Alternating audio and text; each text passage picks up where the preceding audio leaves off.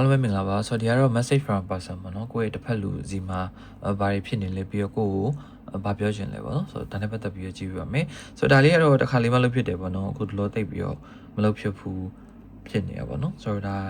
လက်ရှိပေါ့ကိုနဲ့ကြိုက်မယ်လို့ခံစားမှာပြီးတော့ဒီ energy ကိုခံစားမိမှာပေါ့နော်ဆိုတော့ဒါကိုလုံးဝကြည့်ဖို့ဆန္ဒရှိမှဆက်ပြီးကြည့်ဖို့ပြောချင်ပါတယ်ဆိုတော့မဟုတ်လို့ရှိရင်ပေါ့နော်ဒီအမဲပြင်းလို့ကြည့်ရမျိုးဆိုရင်တော့ဒါမကြိုက်တတ်ဘူးပေါ့နော်ဆိုတော့ဒါဒီဗီဒီယိုကြည့်ဖို့တော့အရန်ဆန္ဒပြင်ပြနေမှကြည့်ဖို့ပြောချင်ပါတယ်ဆိုတော့ဟုတ်ကဲ့ပါအဲ့တော့တစ်ဖက်လူပေါ့နော်ဆိုတော့သူ့စီမှာဘာဖြစ်နေလဲဆိုတော့လောဆယ်စိတ်ပိုင်းဆိုင်ရာပေါ့နော်သူ့မှာဝေခွဲလို့မရအောင်ဖြစ်နေဆိုတော့နည်းနည်းလေးသူ့ energy ကကြတော့ဘယ်လိုပြောရမလဲဆိုတော့ကိုယ့်အပြင်ပေါ့နော်တခြားသူဆုံးဖြတ်မဲ့ကိစ္စလေးရှိနေမျိုးပေါ့နော်ဆိုတော့ကိုယ့်ပြင်နောက်တစ်ယောက်ဒါမှမဟုတ်ရှင်ကိုယ့်ပြင်တခြားအလုပ်တစ်ခုခုအဲ့လိုမျိုးပေါ့နော်ရှင်ပြီးရွေးရမယ့်ຢာတွေပြီးတော့ရှင်ပြီးတော့သုံးသပ်မယ့်ຢာတွေသူ့မှာရှိနေတွေ့ရပေါ့နော်အဲ့အတွက်ကြောင့်မလို့သူဆုံးဖြတ်ချက်မပြတ်မသားဖြစ်တယ်ဆိုတော့ကိုယ့်အပေါ်မှာမချစ်လို့တော့မဟုတ်ဒီမှာတော့ကိုနဲ့ပတ်သက်လို့ရှင်သူ့ရဲ့အတွေ့အကြတော့အရန်ကိုကကြတော့သူ့ဘဝတော့အလိုအလင်းအောင်လေးတစ်ခုလိုပဲပေါ့နော်ဆိုတော့သူကဒါကိုအကြောင်းတွေ့ရင်သူပြောတယ်ကိုလည်းတွေးမိရယ်ဒါပေမဲ့သူ့အနေနဲ့ကြတော့သူ့စိတ်ကမပြတ်မသားဖြစ်နေသေးရပေါ့နော်ဆိုတော့ तू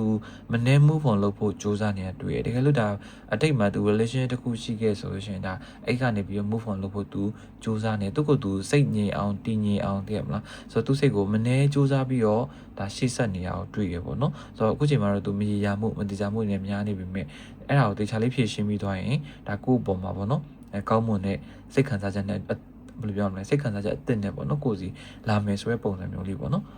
ဆိုဒီမှာတော့သူ့ကိုသူတော့ပို့ပြီးတော့ပျော်အောင်စူးစမ်းတယ်ကိုယ့်ကိုကြတော့ agent နဲ့လို့ခံစားတယ်ဟိုမှာကိုနဲ့တူတူရှိလို့ရှိရင်သူ့အနေနဲ့ agent နဲ့တည်းမလားသူ့အနေနဲ့သူ့ကိုသူပို့ပြီးတော့ဒီဂုံယူရဲပေါ့နော်အဲ့လိုပုံစံမျိုးလေးဆိုတော့ကိုယ့်ကိုလည်းဒီမှာချစ်ချင်းမြတ်တာကြီးပေးခြင်းနဲ့တည်းမလားကိုယ့်အတွက်ပေါ့နော်ဒါသူ့ရဲ့ချစ်ချင်းမြတ်တာတွေပေးကြတော့သူ view site ပေးခြင်းနဲ့အများကြီးသူလုပ်ပေးခြင်းနဲ့ရှိရပေါ့နော်ဆိုတော့ဒါပေမဲ့သူအနေနဲ့ကြတော့အခုချိန်မှာမနှဲပေါ့နော်သူအခြေအနေတွေကိုသူရင်ဆိုင်ပြီးတော့မှသူကောင်းမွန်အောင်ပေါ့နော်တည်ငြိမ်နဲ့ဒါကိုစီရောက်လာဖို့တော့သူစူးစမ်းနေတာတွေ့ရဆိုတော့ကိုနဲ့ပတ်သက်လို့ရှိရင်လည်းဒါသူမှာအကောင်းနေပြီပဲပေါ့နော်အဲဆိုတော့ကိုနဲ့ပတ်သက်ရင်သူဒီ agent ချင်းစိတ်လုံခြုံခြင်းတည်မလားဆိုတော့ကိုက view site ပေးတတ်တယ်ချစ်ပေးတတ်တယ်အဲ့ဒါကိုလည်းသူနားလဲပေါ့နော်ဒါပေမဲ့ဒါသူအတိတ်ကြောင့်ပေါ့နော်သူကဒါကိုစီကိုတက်မတ်ပေါ့နော်လာဖို့တော့ကိုတော်တော်လေးခက်ခဲနေရမျိုးပေါ့အဲ့တော့ဒါသူဆုံးဖြတ်ရလိမ့်မယ်သူကသူအေးချအောင်အရင်ပေါ့နော်လှုပ်ပြီးတော့မကိုစီရောက်လာပါလိမ့်မယ်ဆိုတော့လို့ကြရတော့သူအခုချိန်မှာဒါဒီဂျာကာလာပေါ့နော်သူအနေနဲ့သူ့ကိုသူပြန်တီးဆောက်မယ်ပို့ပြီးပျော်ရွှင်အောင်နေမယ်ပို့ပြီးကောင်းအောင်နေမယ်ဆိုတော့ဒါ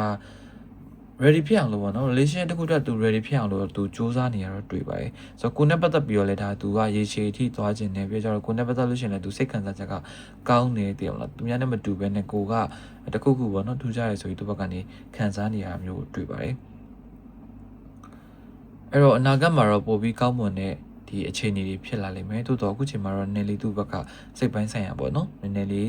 ဒဏ်ရာလေးရှိနေတဲ့ခါကျတော့ဒါနည်းနည်းပေါ့ကိုယ်အနေနဲ့じゃအမလို့အမြတ်ဖြစ်တာမျိုးတည်းမလားဆိုတော့နည်းနည်းလေးစိတ်တိုင်းမကြတာမျိုးဖြစ်ကောင်းဖြစ်လိမ့်မယ်ဆိုတော့သူကိုယ်တိုင်လည်းသူစိတ်တိုင်းမကြဘူးကိုယ်လည်းအရန်အားနာတယ်ပေါ့နော်လူပုံစံမျိုးလေးအဲ့တော့ဝေးမှာပဲနေမယ်ဆိုတော့ပုံစံမျိုးလေးတော့သူက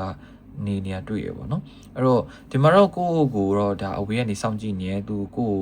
အဝေးကစောင့်ကြည့်ပြီးတော့မှဒါကိုတတိယရဲတင်မလားလာပြီးတော့ချောင်းကြည့်ရဲ social media တွေမှာဘာတွေပေါ့အဲ့တော့ဘာများလုပ်နေမလဲသူ့ကိုမေ့သွားပြီလားအဲ့လိုပုံစံမျိုးပေါ့နော်ဆိုတော့ဒီလိုပုံစံမျိုးလေးတော့ဒါဝေးနေခင် separation ဖြစ်နေခင်ပြောတာပေါ့နော်အဲ့လိုပုံစံမျိုးလေးကြည့်နေရမျိုးတွေ့ရဆိုတော့သူကတော့သူ့ရဲ့အချက်တွေကကိုယ့်အတွက်အများကြီးရှိပြီးသားပေါ့နော်တကယ်လည်းပေးခြင်းနဲ့တကယ်လည်း queue site ပေးခြင်းနဲ့သို့တော့အချိန်ကမကိုက်ဘူးတိုင်မင်မကိုက်သေးဘူးဆိုတဲ့ပုံစံမျိုးအဲ့လိုပုံစံမျိုးဖြစ်နေရပေါ့နော်အဲ့တော့ဒီမှာနေ့ယောက်ျားလေးမှာပြဿနာတွေဘာတွေပဲဖြစ်ခဲ့ပေါ့နော်ဒါကိုအမှားမဟုတ်သူ့အမှားပါဆိုတာလေးတော့သူအမြဲတမ်းပြောတာမျိုးတွေ့သူကတော့ကိုအလို move on သွားမှကြောက်တယ်ပေါ့နော်ဆိုတော့သူလုပ်ခဲ့အရာလေးသူ့ရဲ့အပြုတ်မွေကြောင့်မလို့ကို move on သွားမှတည်းမလားကိုတယောက်တည်းနေတတ်သွားမှသူနည်းလေးသူစိုးရင်စီတော့ရှိရပေါ့နော်အဲ့ဒါကြောင့်မလို့အမြဲတမ်းသူလာကြည့်ရအမြဲတမ်းချမ်းကြည့်ရလူပုံစံမျိုးလေးပေါ့အဲ့တော့တစ်ခါကြလို့ရှိရင်သူခံစားမိရပေါ့နော်သူကကိုယ့်အတွက်မလုပ်ပေးနိုင်ဘူးပေါ့တကယ်မလားမလုပ်ပေးနိုင်ဘူးမကောင်းပေးနိုင်ဘူးအဲ့လိုမျိုးသူခံစားရတယ်ပေါ့နော်အဲ့အတွက်ကြောင့်နည်းနည်းလေးတော့ဒါသူ့ကိုသူတိမ်ငယ်စိတ်ပေါ့နော်တိမ်ငယ်စိတ်ပေါ့အဲ့လိုမျိုးလေးရရှိရဆိုတော့ကိုကကြတော့ကိုနဲ့ပတ်သက်လို့ရှိရင်သူကအားလုံးလုပ်ပေးနေတယ်တော်သူ့အချင်းချင်းနဲ့ဟိုအဆင်မပြေဘူးဆိုရဲအနေထားပေါ့နော်အဲ့ဒီခါကျရင်ကိုသူကမလုံလောက်ဘူးသူ့ရဲ့ဒါစိတ်ပိုင်းဆိုင်ရာဖြစ်ဖြစ်ငွေကြေးပိုင်းဖြစ်ပေါ့နော်သူ့အနေနဲ့ဟိုတခုခုမလုံလောက်ဘူးလို့သူခံစားရတာမျိုးပေါ့နော်အဲ့တော့ပြောအောင်ထားပေးနိုင်မှာမလား ရီအောင်လုပ်ပေးနိုင်မှာမလားအဲ့လိုပုံစံမျိုးပေါ့နော်ဘာလို့ဆိုသူလဲသူနဲ့သူစိတ်တန်ရရှိနေတဲ့ခါကျတော့အဲ့လိုချားလူတက်ကိုလှုပ်ပေးဖို့အတွက်သူမှယုံကြည်ချက်တိတ်ပြီးတော့မရှိတဲ့ပုံစံမျိုးပေါ့နော်အဲ့ဒါကြောင့်မလို့မှာI'm so insecure ပေါ့နော်အဲ့တော့နယ်လေးစိတ်မလုံးမကြုံဖြစ်တယ်အဲ့ဒါကြောင့်မလို့ခုနပြောခဲ့တဲ့အတိုင်းပဲပေါ့နော်နယ်လေးသူ့ကိုသူတိမ်ငယ်တယ်ပေါ့တိမ်ငယ်တယ်အဲ့ဒါကြောင့်သူတော့အများကြီးစူးစမ်းလိမ့်မယ်အဓိကလေဒါ healing လောက်မှာပေါ့နော်သူစီမှာလေသူ healing လုပ်ဖို့လိုတယ်သူအတိတ်မှာသူကြုံခဲ့ရတဲ့အရာတွေအားလုံးသူပြန်သုံးသပ်ပြီးတော့ဒီကနေတစ်ဆင့်ပေါ့နော် Asian ဖြစ်အောင်သူကိုယ်တိုင်ရုံးထွက်လာဖို့ရည်ကြီးဆိုတော့သူကိုယ်တိုင်လည်းအခုချိန်မှာအဲ့လိုလုပ်နေရပေါ့နော် Asian ဖြစ်အောင်သူနေတယ်ပို့ပြီးကောင်းမွန်တဲ့အခြေအနေဖြစ်အောင်သူရှေ့ဆက်ပြီးတော့လုပ်တယ်ပေါ့နော်ဖြည်းဖြည်းချင်းတော့သွားနေတယ်ဒါပေမဲ့ကိုယ်အနေနဲ့ကြည့်ရင်တော့စိတ်မရှိကောင်းမရှိဖြစ်လိမ့်မယ်ဆိုတော့ तू ကဖြည်းဖြည်းချင်းသွားတာမျိုးပေါ့နော်ဖြည်းဖြည်းချင်းသွားနေတဲ့ခါကျတော့ကိုယ်အနေနဲ့နည်းလေးအားမလို့အားမရသေးမလားအဲ့လိုပုံစံဖြစ်တတ်တယ်ဆိုတော့နည်းလေးတော့အချိန်ပေးလိုက်ပါစိတ်ရှည်ပါလို့ပြောချင်ပဲအဲ့ဒါမှသာပို့ပြီးတော့အဆင်ပြေမှာပေါ့နော်ဆိုတော့နောက်ကကျတော့ဒီမှာတော့ကိုယ့်အနာမှာရှိရဲ့အချိန်ကြီးอ่ะပေါ့နော်ဒါသူ့ရဲ့ပျော်ရွှင်မှုသူ့ရဲ့ဒီချစ်ချင်းမေတ္တာအရာလုံးပေါ့နော်သူခံစားရတဲ့အရာလုံးကကိုယ်ပြင်းနာမှာရှိရဲ့အချိန်ကြီးကသူ့အတွက်ပို့ပြီးတကယ်အစစ်မှန်လို့သူခံစားရတယ်ပေါ့နော်တခြားသူပြောကြမရှိရမဟုတ်သူပြောကြရှိရတော်တော်ကိုယ်ပြင်းနာမှာပြောခဲ့တဲ့အချိန်ကြီးကတော်တော်လေးသူ့အတွက်ပိုကောင်းမွန်တယ်ပေါ့နော်ပို့ပြီးတော့အမှတ်ရစီရပို့ပြီးတော့ကောင်းမွန်စီရပို့ပြီးတော့လည်းအဆင်ပြေတယ်ပေါ့နော်ဒီလိုပုံစံမျိုးလေးတကယ်စစ်မှန်တဲ့ချင်းမေတ္တာကိုလည်းသူခံစားမိရအဲ့လိုပုံစံလေးပြောထားရပေါ့နော်ဒါသူအတိတ်မှာကြတော့ねအချင်းနဲ့ပတ်သက်ရင်သူ့မှာစိတ်တန်ရှိနေတာတွေ့ရပေါ့နော်တကယ်သူ့ကိုမချစ်တဲ့လူသူ့ကိုကစားတဲ့လူအဲ့လိုမျိုးတွေပေါ့နော်သူတွေ့ခဲ့တဲ့ခါကျတော့အဲ့ချင်းနဲ့ပတ်သက်ပြီးနည်းလေးစိတ်နာနေတဲ့ပုံပေါ့နော်ဒါပေမဲ့ကိုနှစ်တွေ့ပြီးတော့ဘာကြောင့်မှမသိကိုယ့်ပေါ်မှာစိတ်ဝင်စားမှုတင်မလားချစ်ချင်းမေတ္တာပေးခြင်းနဲ့ဆွဲစိတ်ရှိတယ်တစ်ဖက်မှာလည်းသူ့ရဲ့အတိတ်ကຢာတွေသူ့ပြန်ဆွဲချတယ်အဲ့တော့ဒါ healing လုပ်နိုင်မှသာလျှင်သူ့အတွက်ကရှေ့ဆက်တဲ့လမ်းကဖြောင်းပြမှာပေါ့နော်မဟုတ်တော့နည်းလေးလဲနေတတ်ပါတယ်ဆိုတော့ဘယ်လိုပြောမလဲဆိုတော့ဒီမှာပေါ့နော်သူ့မှာကိုယ့်အတွက်ချစ်ချင်းမေတ္တာရှိရဲဒါပေမဲ့အချိန်ထိုင်မင်းပေါ့နော်လိုသေးရဲ့ဆိုရယ်ပုံစံမျိုးလေးစားသူ့ဘက်ကနေပြီးတော့အဲ့လိုအတွေးမျိုးလေးရှိနေတွေ့ပါတယ်ဆိုတော့ကိုယ့်ဘောချစ်လားဆိုတော့ကိုယ့်ဘောမှာချစ်တယ်ကိုယ့်ဘောစိတ်လည်းရှိရယ်ကိုယ့်ပေးခြင်းစိတ်လည်းရှိရယ်ကိုယ့်ဘောမှာအများကြီးပေါ့နော်ချင်းမြတ်တိုင်ပေးခြင်းနဲ့ support လုပ်ပေးခြင်းနဲ့တော်တော်လေးတစ်ဖက်မှာသူ့ကိုယ်သူမင်းချက်တဲ့သူ့ကိုယ်သူပြန်ပြီးဆုံးမတယ်ထိန်ကြောင်းတယ်သူ့ကိုယ်သူဘယ်လိုပြောမလဲကောင်းအောင်နေတယ်ပေါ့နော်အဲ့လိုပုံစံမျိုးလေးအဲ့လိုလေးတော့တွေ့ရသူ့ကိုယ်သူထိန်ချုပ်ပြီးနေနေရတော့တွေ့ပါတယ်ဆိုတော့အဓိကတော့ပေါ့နော်ဒါကိုကျွန်တော်အမြဲပြောနေကြအတိုင်းပဲမြောက်ချစ်တယ်မယ်ဆိုကိုယ့်ကိုအရင်ချစ်ဖို့ဟာနံပါတ်1ပေါ့နော်ကိုယ့်ကိုအရင်ချစ်ပါကိုယ့်ကိုယူဆိုင်ပါဆိုတော့ကိုကလူတယောက်ချစ်တယ်မယ်ဆိုရင်ကိုယ့်ကိုရောအရင်ချစ်နိုင်ပြီလားသိမလားဆိုတော့ကိုယ့်ကိုပြည့်အပြည့်အဝ